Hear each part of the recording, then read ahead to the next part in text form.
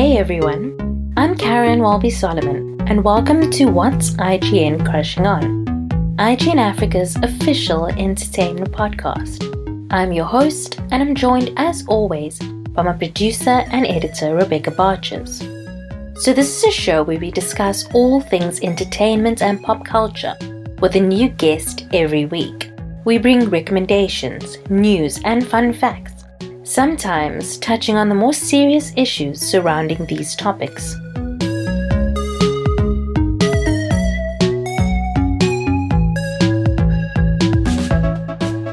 This week on the show, we are joined by Mulesa Lumina. Mulesa is a social media manager, a jewelry designer, a human rights lawyer, a blogger, a podcaster, and much more. But famously, she's known for being a contestant on The Bachelor South Africa Season 2. During the conversation, she spoke about what the experience was like for her. She spoke about feminism, Breaking Bad, so many different topics. And what she said about feminism was, or what you spoke about feminism was quite cool, especially the part about the dissonance between our conservative sort of society versus the liberal constitution that we have in South Africa. I think that's where her law degree kind of came in, because she knows so much about feminism, intersectionality, all sort of social justice causes, and it was so interesting and so fruitful for us to have her here, because I feel like I learned a lot after the end of the episode. And it was such a plus. So I mean, that's why I think that these kind of conversations are so important.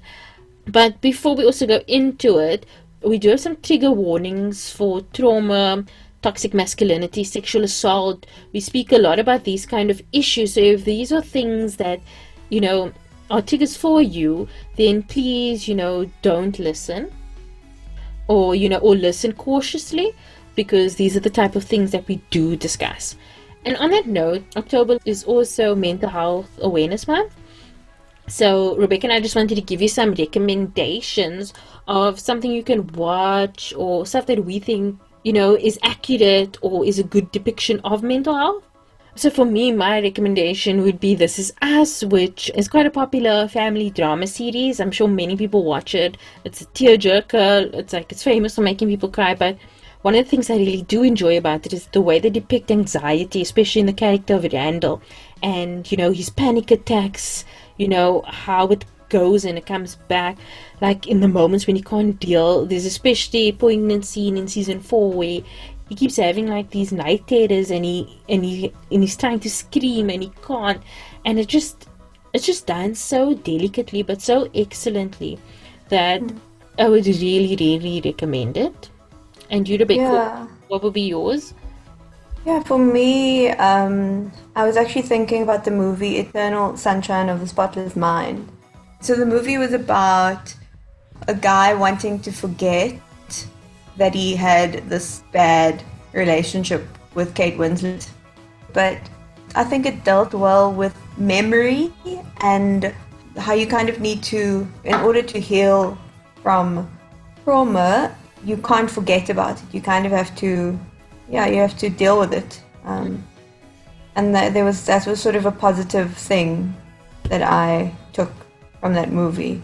So if you have any suggestions, let us know what your favorite film or movie or whatever series that deals with mental health is. You can let us know on our socials or via email or voice note, whatever. Just tell us and we can recommend it to everybody else. So here's our interview with Mulesa.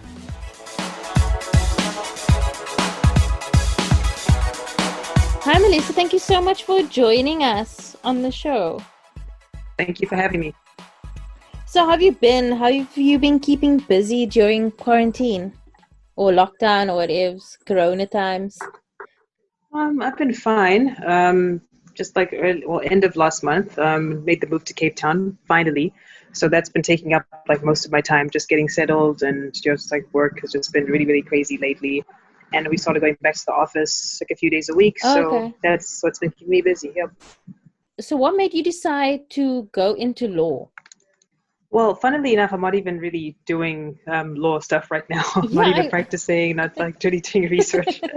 But I think one of the main things that made me decide to get into law was because I was always very interested in using the law as a vehicle for change in society. I was always very interested in kind of human rights, environmental law, like social justice was my main motivator for getting into law in the first place. So, like, if I ask you, what are you passionate about? What would you say? I would say I'm passionate about things like women's rights, social justice. I would definitely like to, ensure that whatever, career path that I'm on right now is geared towards those end goals and those passions. And I'm really, really very much about racial justice, social justice in general, and women's rights in particular. Between like being a jewelry designer and a blogger and a social media manager, like how do you find the time? It's just been so difficult, especially like with the move and everything else. I haven't had time to do anything. I just want to get my life back on track. I want to start blogging again. I want to just get back to my hobbies. I want to get back to jewelry designing again. It's just been really crazy, but I just generally try and like balance everything as much as I possibly can. I keep a diary. That's been so helpful. So useful to help me just like keep up with everything and note everything. And yeah, it's good for multitasking for sure. Yeah, because gosh, whenever I see you like post something on Instagram, I'm like, this girl is doing so much. I've like had my third nap for the day, and you're just like living. Trying to live life. So what made you decide to enter The Bachelor? I feel like that's like the biggest decision that anyone can make in their life. Like, like, why did you decide to go on a it? reality TV show for love? Yeah. Yeah. I don't really know how to answer this question when people ask me, funnily enough, but I'll give it a try. So one of the motivating factors, I guess, was just that, okay, well, I got out of a pretty bad relationship about, I think it was like two, going on to 3 years ago. And it kind of really changed me in many ways. It taught me a lot about myself. It wasn't the healthiest of relationships. And I've just taken a break from dating for the longest time. Well, I dabbled here and there, but then really wasn't meeting anybody. Nothing was coming of the dates that I went on. I wasn't really feeling a spark with anybody. And then The Bachelor came up. And then my brother, funnily enough, was like, you should think about entering that. And then I was like, well, I mean, I guess. I suppose, I don't know what else am I doing with my life right now. So I figured, let me just give it a try, see what happens. Or what was the worst that could happen was just being rejected, right? So I just went into it just with an open mind, just like looking forward to just meeting some really cool people and also just meeting a really, really cool guy and hoping that things would work out and I find a partner. It didn't work out that way, but still happy that I did it. Do you think that things might have worked out? Like if it had gone to the end and Mark had chosen you, do you think that long term it would have worked out? I have my doubts about it working long term. I think after watching everything back, I just kind of got the sense that we're very, very different people from different walks of life. And sometimes that works. And, sometimes it works out for those people that are very, very different and like pretty much polar opposites. But I think in our case, it probably wouldn't have. I think we're just in two different planes altogether. I kind of understand that. I don't know if you've seen a lot of the dialogue that has happened since The Bachelor, but there's a lot of women of color was saying that the experience was kind of triggering because of how you guys were treated in the house. So I don't know, maybe could you talk to what it was actually like? Because I feel like a lot of people can surmise as to what they thought you were experiencing, but what was it actually like to be in that space?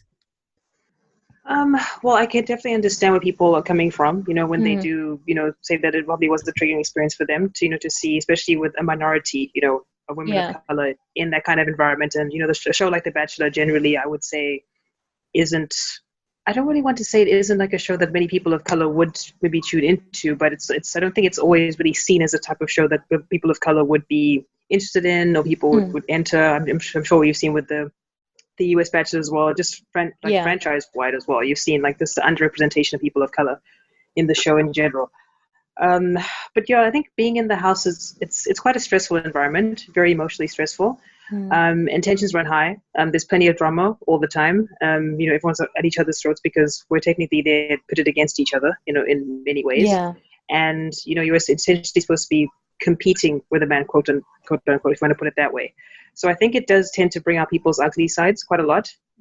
I think for me, I was lucky that I managed to find women in the house who, I really connected with and who were, so kind and so supportive and, all about just, sisterhood and solidarity and just, building each other up as women. So for me, it was, in spite of how difficult it was and in spite of, how emotionally draining and exhausting it was, I feel like I at least connected with the right people in the Yeah. house that helped me kind of get through the journey as best as I could.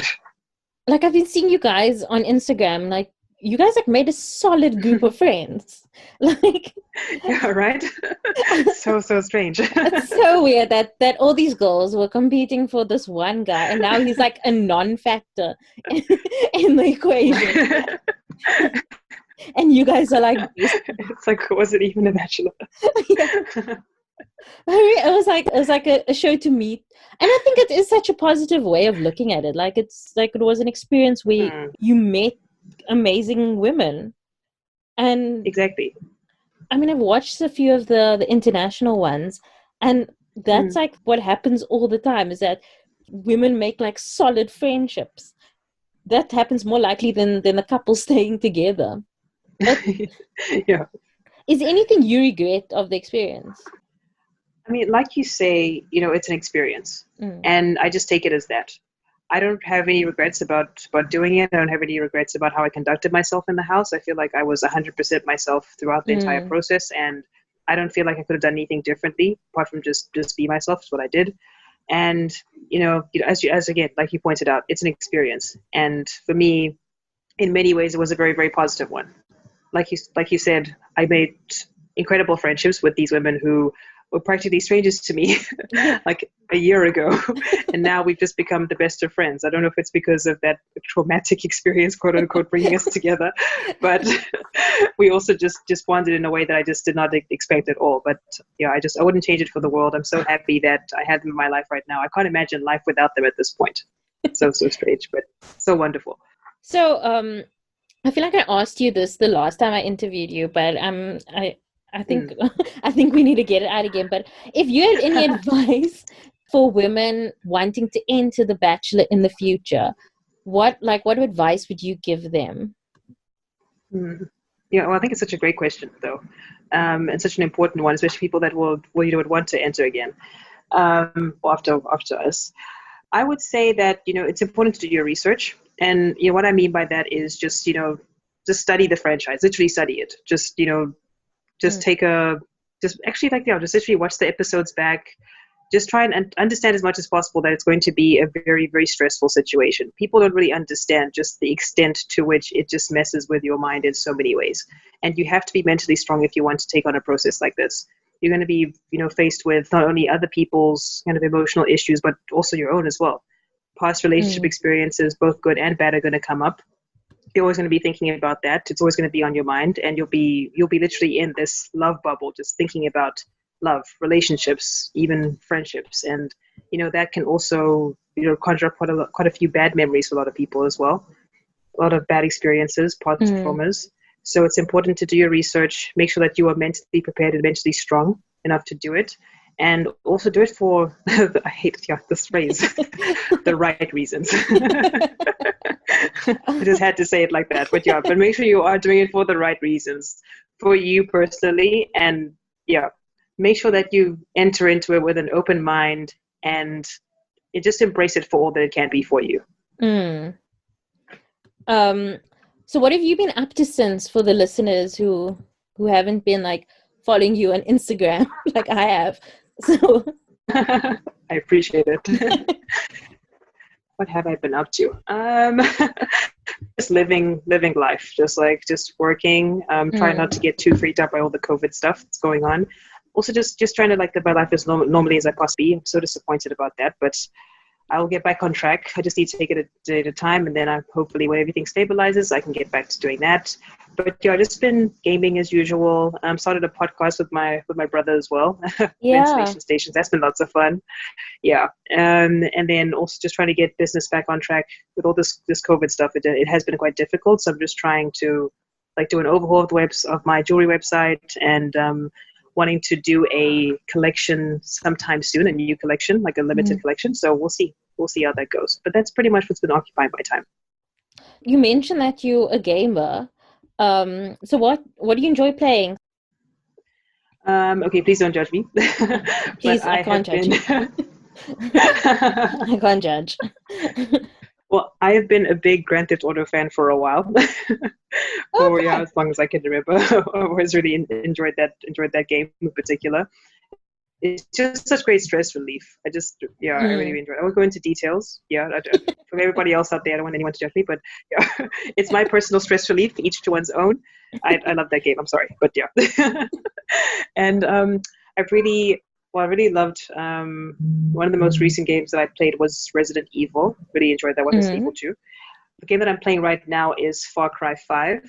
So it's a role-playing game. And I mean, it's so far, but I just enjoy playing like a variety of different games. Like for most of my life, I've always played different games on PlayStation in particular, but I also have Okay. Nintendo 64, and I do dabble in a few like retro games every now and then, and some mobile gaming.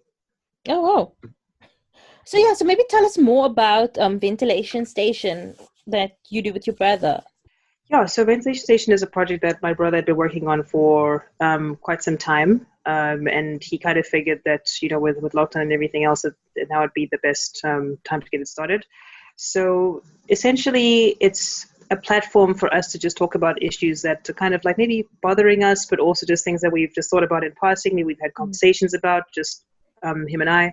So we cover like a range of different topics. And the take home point is always just to come to some sort of resolution to try and like learn something either about ourselves or about the world that we live in.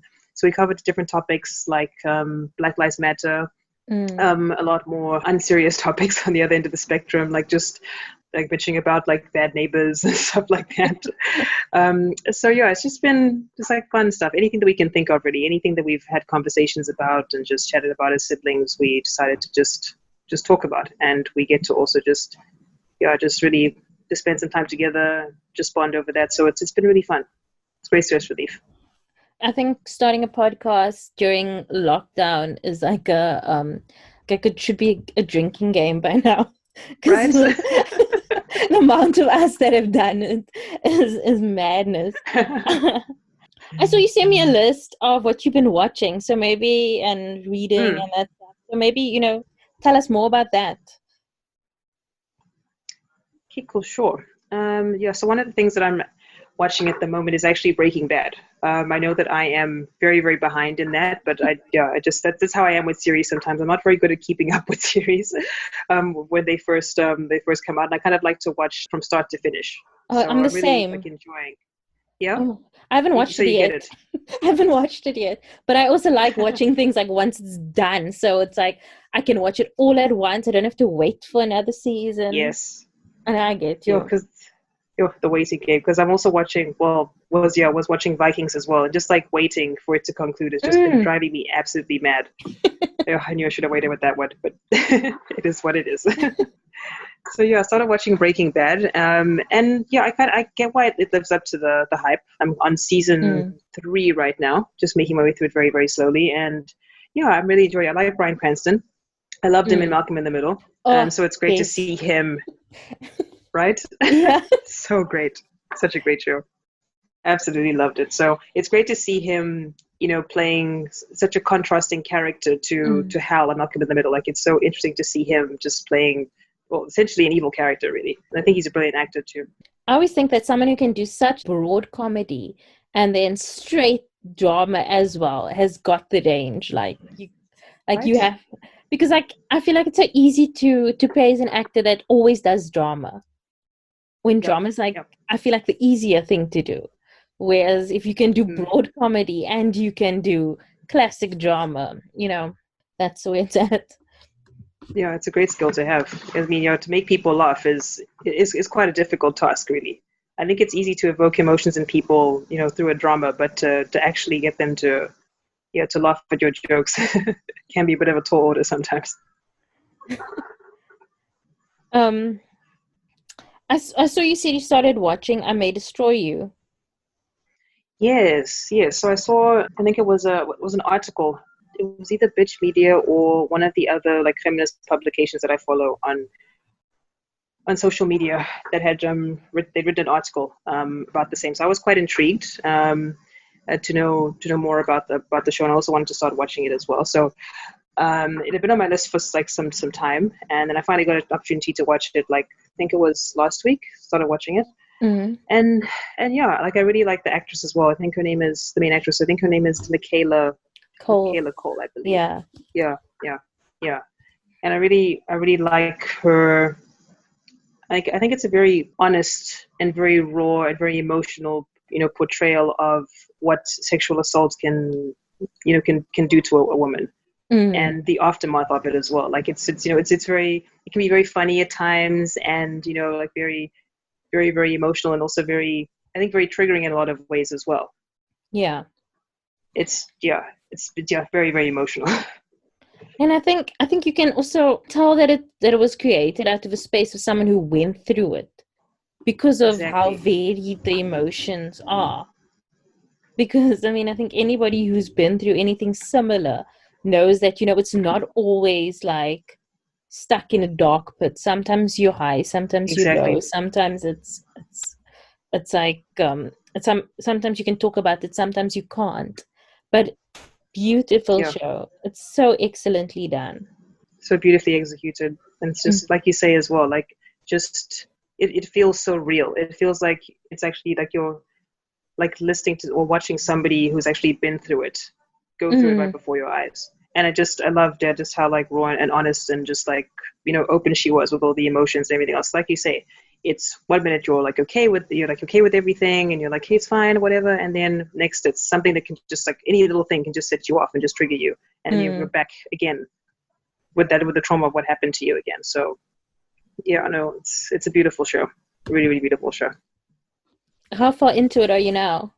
I think I should be on episode 8 Okay, so you're near or the something like end. that. Is that the end? Yeah, I think it's very close to the end. I think it's like 12 episodes maybe. Oh, okay. So have you seen Yeah, the almost there. episode with her friend, the guy? With Kwame is his name, I Yeah, think. Kwame, yeah. Yeah. Mm. Oh, how like just like I was so I was just so glad that she also went there, that she showed that, it's also Mm. men who struggle or who have to deal with toxic masculinity. Like it's so Yeah, the nuance, the sectionality of it. It's just so good. Oh, I don't know how someone's mind can work as well as hers. Like,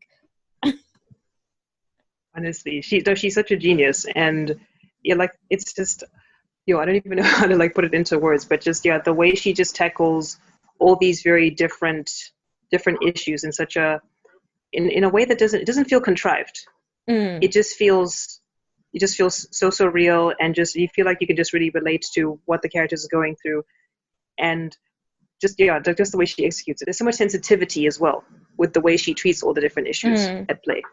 So when it comes to like feminism for women that are trying to learn more about feminism, about intersectionality, what would you suggest they like indulge in? So like read, watch, listen. Where do you think is a good place for them to start?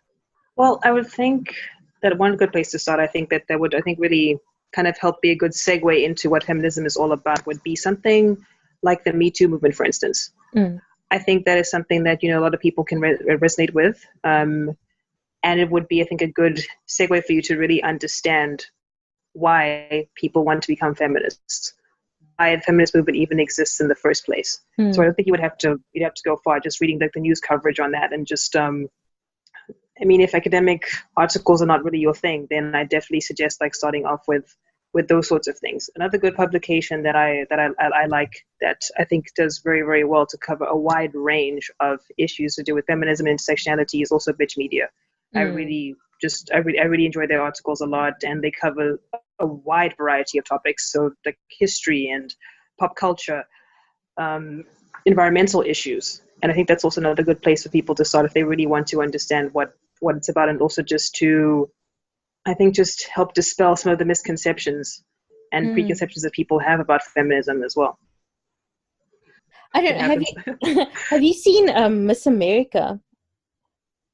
It's No, not yet, but someone recommended that to me. Is that the one with Kate Blanchett in it? yes.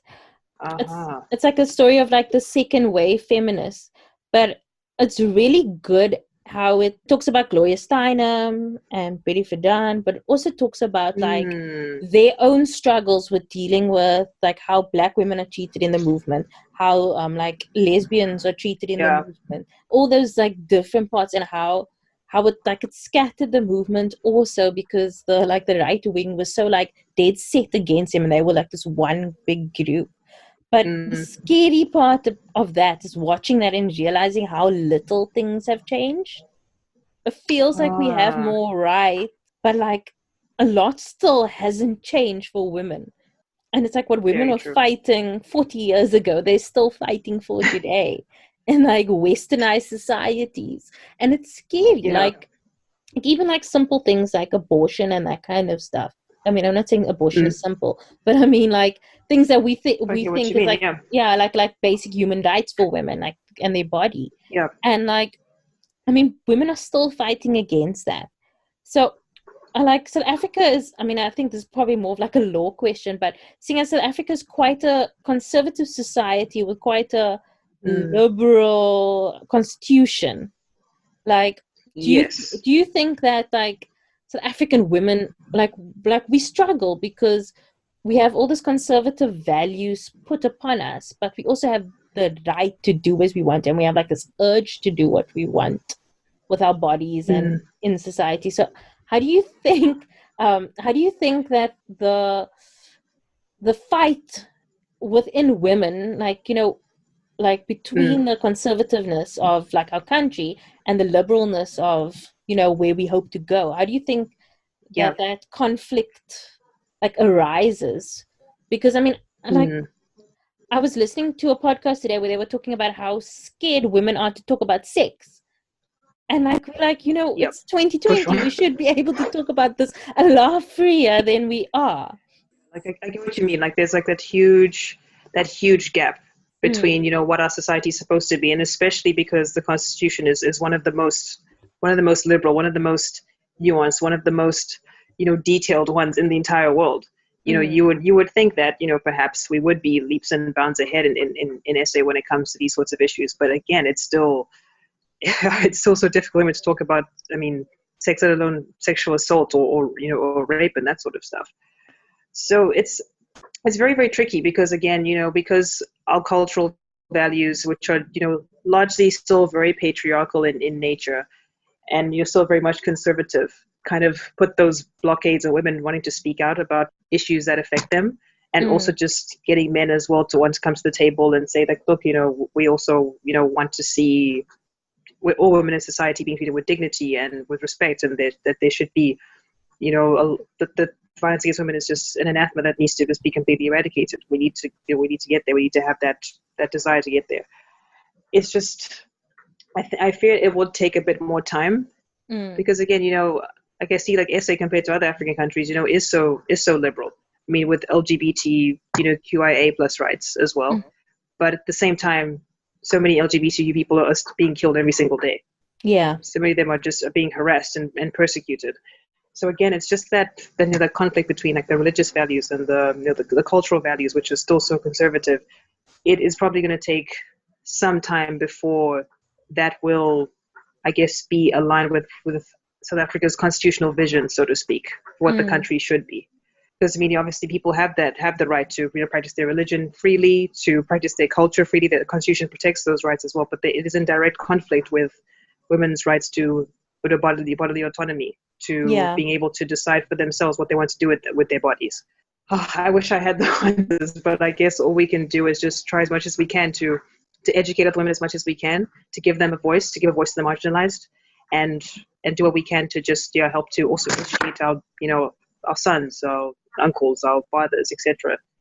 For those of us who are a bit more liberal and open-minded, to try as much as possible to, despite maybe what kind of backlash we would face, to just keep on pushing and keep on showing people and teaching people this is how things should be. And it Yeah. doesn't have to take away from your right to practice your religion. Doesn't have to take away from your right to practice your culture freely, but just allow people just to live their lives where they would like to. It'll be better for all of us in the long run. Yeah. So you were mentioning like some YouTube channels that you've been watching recently. Tell me more about it. Because I'm like trying to get into YouTube, but I don't know, I think I'm like a generation too old for it. So like I'm so bad at like keeping track, and then there's like 20 like Yeah. episodes of the show that I was watching on YouTube, and I'm like, shit, I have to go back and watch this. But anyway, yes, tell me more about Right. it. Like I'm trying to find new ones to watch. Yeah, no, it is pretty difficult, yeah, especially for, for our age group, I guess, to try and keep up with what's going on because there's always so much new stuff all the time. Yeah. And so one thing I found is just, well, the programs the shows the channels rather that I'm watching, like I really like because just like it's very quick episodes. I can just like watch it. Like maybe if I'm at work and not doing anything like too crazy, I can just sit and like listen to what what it's all about. So the one that I've been obsessed with lately is The Take.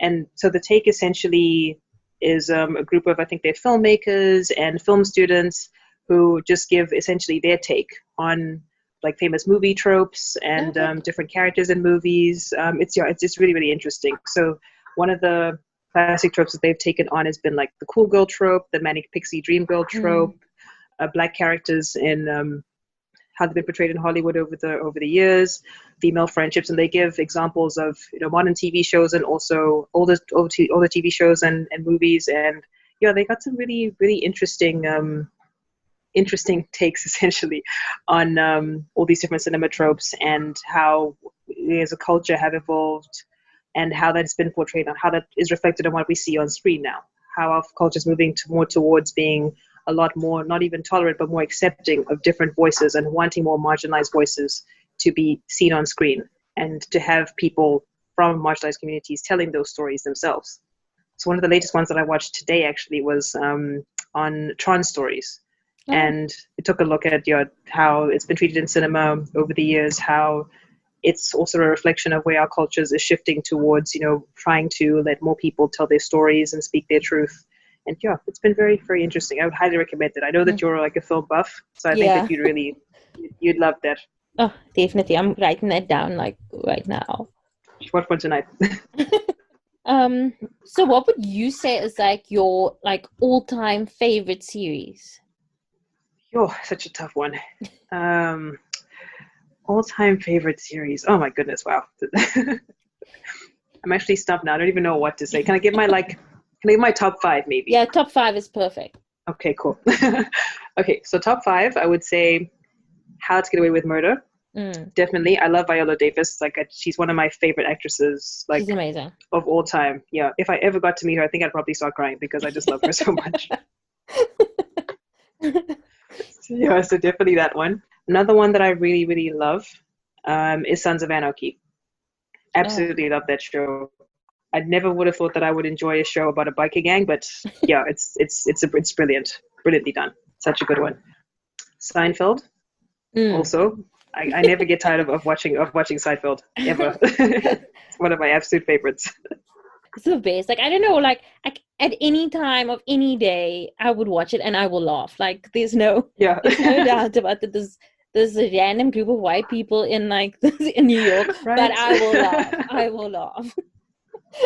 Like just so different to our experience completely, but Yeah. you just it's so hilarious. And they're always doing the most chaotic things, and you're like, but why? But anyway, What? but Such funny. dysfunctional people. Yeah. So dysfunctional, but yeah, that's what it is. And your other two? Yeah, so there's that. My other two. I'm really trying to think. Because I had them in my mind, but then now they're just gone. Sorry, I interrupted you with my very casual, boring Seinfeld take. No, not even. I think it really is just so hard to pinpoint. But oh yeah, Yeah. another one. I had number four now. Orange is the New Black. Mm, Such a good show. brilliant. Such a good one. And then, I mean, I am inclined to say Breaking Bad already, but I just want to finish it first. Then I will decide. Okay. So I think number five. I think I'll just leave open for now. Yeah, So I leave it really just open for the future. can't think. And what? Yeah. Okay, I hope this is not as difficult, but like, what would you say is your all-time favorite movie? Actually, that I think is more difficult than trying to pick a series. Okay, do 5 again. Do 5. Okay, 5 again. Yeah. Yeah, because now that you ask me, now that I'm on the spot, now I'm like, I can't, like, I've just drawn a blank again.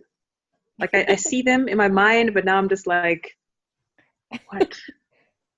This Why is can't I always the think of question movies? that stumps everybody. And it's like, I always think that this will be the easy ones, the casual question. And always when people are like, what? How could you ask me this? Okay, well, I'll give it a try. Okay. Well, the one movie that I really, really loved, my parents introduced me to about 7, I think it was 7 years ago, is Tombstone. Okay. It's a Western, and again, I never thought I would ever enjoy a Western, but it's a brilliant movie. It's got Val Kilmer and Kurt Russell in it, and Billy Zane as well. Yeah. But it's brilliantly shot, brilliantly done. It's just it's such a great story, and also it's based on a true story as well. So I think that's why I also really liked it too. About this little town in the West called Tombstone, where there was this famous. I don't know if you know the story about Tombstone at all. No, I've never heard of it. No, well, there was a famous gunfight at the so-called OK Corral, which was in Tombstone. So it was basically being overrun by all these criminals and outlaws, and then the sheriff called Wyatt Earp came along and basically just started cleaning up the town. So I would definitely recommend watching that movie. It's a good one. Okay. It's nice and different. So who do you say was your first celebrity crush?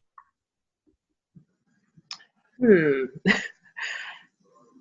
first celebrity crush, I can't think of the first one, but I really loved. I remember having the biggest crush on Corbin Bleu from High School Musical. Yes. I loved the hair. I just loved his face. Like everything about him. I was always like, I'm just watching this movie just for him. I don't care about anybody else. The music is good or whatever, but I'm watching for him. In our house, we always bring up that movie he was in after High School Musical, Jump or something, or Jump In. Yes, Jump In, yeah. Because my nephew was really small when that movie came out, and then he started crying, and then my sister was like, "Why are you crying?" And he's like, "They're being so rude to him, but because they were bullying him in the movie." But my nephew's now 18, so we make fun of him all the time. We're like, "Oh, are you feeling a bit sad that someone is bullied on TV?" Yeah. Because of Corbin Bleu. And he was like, I was 5. Can you calm down? But anyway, yeah. I always, whenever I think of Corbin Bleu, I think of that movie with the jump rope type. Yeah. That is so cute. Yeah, I'm sure he's very embarrassed about that now. Yeah, no, now he's this grown, 18-year-old, But we will always humble him with the memory of Corbin Bleu. Exactly. So. I mean, you have to do that. You have to make sure you bring it back down to earth and remind him where he came from. But Mulesa, thank you so much for joining us on the pod. Oh, no problem. It's a pleasure. Thank you for having me. It was such a great conversation and great to chat with you again. Hope we get to chat again sometime soon. Hopefully, in a more relaxed setting. Yeah. Yes, in real life.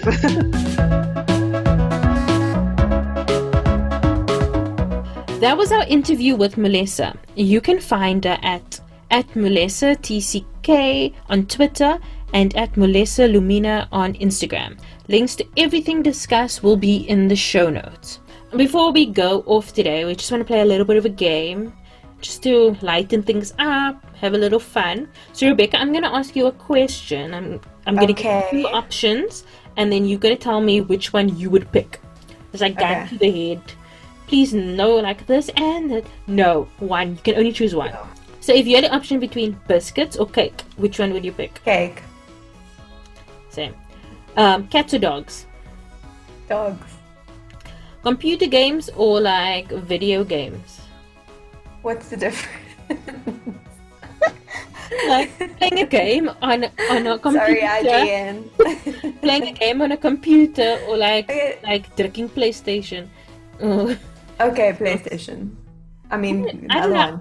Do you know? I don't know how to use a console. I don't know how to use. Me neither. So I was I need to go for lessons. I asked my brother to buy me The Last of Us after Zayd spoke about it, and then on his episode, and then I was oh my gosh, I need to go for lessons on how to which button is for which before I even started. I think playing the game is actually the lesson. I don't think you actually have to go for something. No, but I don't know how to walk forward. X. Only thing I know is X. Okay. Pop music or rock music? Zed. Oof, that is difficult, but probably Ok. no rock. Sorry, no. Oh no, I would definitely pick pop. Pop Okay. any day. Lenny Kravitz? Yeah, okay, pop music Yeah. and Lenny Kravitz. No, I do like rock music. I'm just like, but then pop first and then Oh, rock. okay, yeah. Okay. Stuffed That was a difficult animals question. or dolls? So like teddy bears or dolls? Nice. Teddy bears. Teddy bears. No, I hate teddy bears. Yeah, but dolls, like, I've what the gotten as fuck? gifts. I love dolls. If I could still buy Okay. Barbies, I would buy myself a Barbie. Like, But they're collector's extremely expensive. item. No, just to play around with. Pancakes or waffles? Waffles. Definitely. Morning or evening? Evening. Night. Text message or call? Oh, depends who you are. I'm always text message. I'm Don't gonna go phone with me. call. I'm gonna go with call. It's quick. Library or museum? Museum. French or Spanish? Talking or listening? Spanish. Um, French. Trevor Noah Uh-huh. or Conan O'Brien? Sorry, Trev. It's always Conan for me, man. Always Conan. Book or movie? He's so for sin, I love it. Movie. Singing or dancing? What's the first one? Singing. Singing. Singing. Singing all the way. We met during choir, so I mean. This is fun. Oh, yeah, oh my gosh. Frozen yogurt or ice cream? Ice cream. McDonald's or Burger King? Yo. Neither.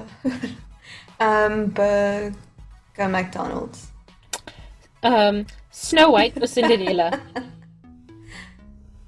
Let's go with Cinderella's. Now I'm Just because I can relate.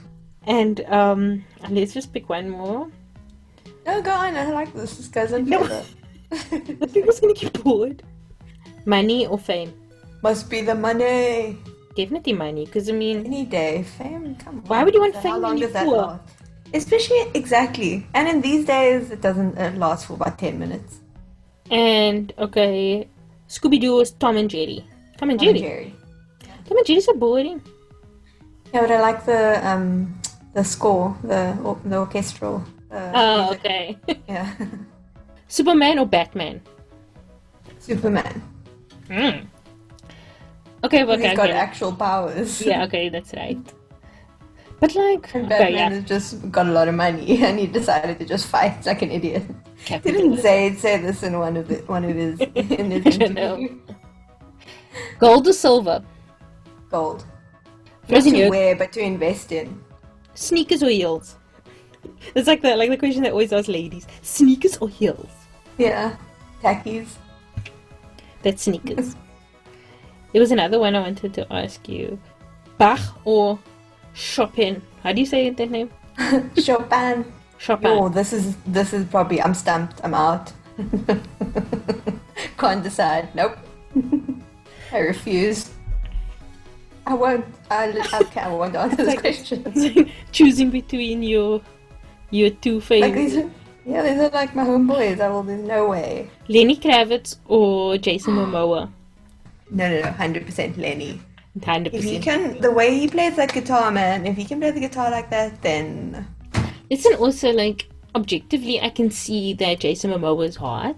But, like, objectively, yeah. he's a bit, like, goofy for me. Yeah, it's like, You know what I mean? yeah, like you would have moments where you would need him to just like be Calm normal down. and chilled and Yeah, do the like- bill, like pay the bills, but he won't because he but, won't like- joke about it. Yeah, and plus he looks like he always talks in capitals, and like, like Lenny Kravitz obviously speaks in cursive. Like we know this. Yeah, so when it came to the languages, it would be French, Spanish, or Lenny Kravitz. Okay. Clearly, Okay. okay, wait. Lockdown's been so long. Okay. Before we end this thing, what have you been crashing on this week, Rebecca? This week I haven't done much Netflixing, But what I wanted to watch was the David Attenborough. What do you call it? Documentary? Yeah, I think it's called A Life on Our Planet. Yeah, he's 94 years old. He's probably, I don't want to put it out into the universe, but he's probably going to leave us quite soon.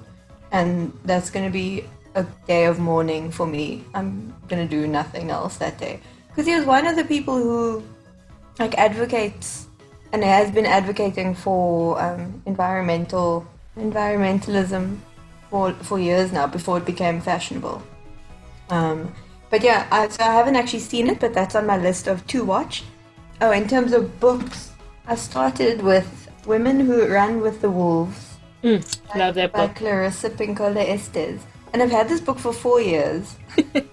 And I just started it. And I keep starting it and then stopping, because it's quite difficult to get into. But you've read this, haven't you? Yeah, it's quite a hard read. It took me a long time to finish. But the thing is that I don't want to say once you get into it, because that's a weird way of looking at it, but it's the type of book that it has so many important moments that will also make you stop and pause and rethink. So Yeah. I mean, it made me understand myself better. It especially made me understand other women around me, especially wow. women who don't necessarily fall into stereotypical gender roles, women Yeah. who oftentimes it makes you it made me understand someone close to me who is constantly struggling to fit inside of a mold that other people have put.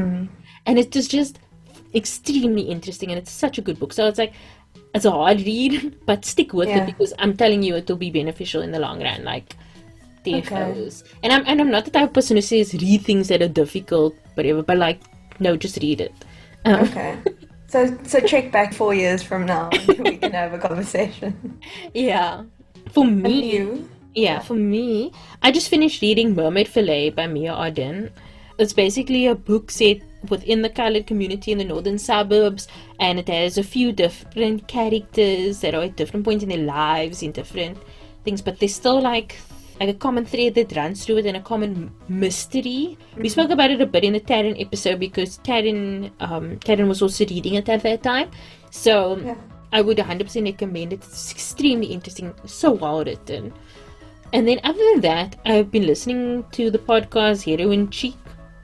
I've been a fan of them for ages, and in the interview when I was talking to Mulesa, I mentioned, I was listening to a podcast, but I didn't reference which podcast I was listening to. But if anybody wants to know, it's Heroin Cheek, and it's really good. They're doing a season on relationships at the moment, and they speak about different types of dating. They speak about queer relationship. They speak to men, heterosexual men, talk about toxic masculinity with them, and it's so interesting. And I also really love the energy of the hosts. I think I see the studio pick. I'm why do I love this podcast so much? And I'm I almost feel I want to be friends with them. I love the energy so much. Yeah. So that's kind of what I've been crushing on this week. So yeah, that's all from us. Me you can find at Karen Welby on Instagram, at Karen Welbys with an S on Twitter, and sign up for my newsletter Wildest Dreams at wildestdreams.substack.com.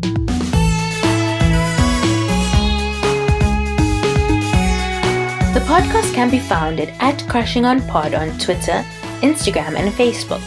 You can find more information about this and all our other episodes at our website, crushingonpodcast.com, and send any feedback to crushingonpod@gmail.com. Join our Facebook group, Crushing On Club, where we chat about the show, celebrity news, recommendations, the whole shebang. Let us know what you think about what was discussed in this week's episode by sending us a voice note or email to crushingonpod@gmail.com. The show is produced by me, Karen, and Rebecca Barches. The show is edited and engineered by Rebecca Barches. Our logo was designed by Latifa Maroof.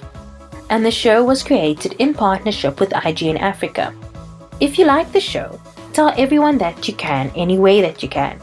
Keep up to date with all our episodes by subscribing to the show on Spotify, Apple Podcasts, or wherever you get your podcasts. And please rate and review the episodes on Apple Podcasts, as it helps others find the show. We'll be back next week with another in-depth conversation with a pop culture lover. See you then!